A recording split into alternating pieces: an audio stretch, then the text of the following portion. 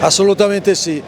Oggi che vince è l'atmosfera che si è creata, è veramente un evento eccezionale che mi piacerebbe potesse essere replicato in tante altre occasioni, ma questa, come si diceva, è la 22esima tappa del Giro d'Italia, per cui è unica, ma è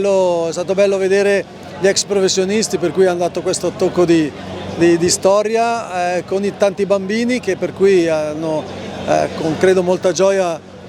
pedalato lungo il percorso. Ma poi abbiamo visto le donne, per cui la campionessa italiana, insomma, che ha vinto con determinazione e autorità, speriamo che possa regalarci in futuro anche tante altre soddisfazioni, e poi queste maglie del Giro d'Italia che stasera qui sfilano con, credo,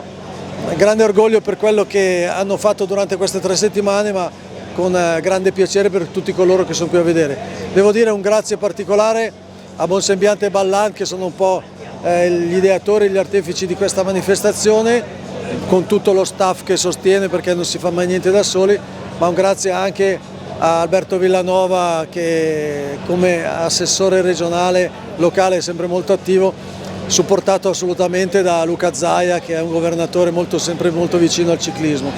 Noi abbiamo sul territorio di Treviso veramente un movimento incredibile e il nostro comitato provinciale è molto attivo, per cui noi siamo davvero molto grati di tutta l'attività che si fa su questo territorio.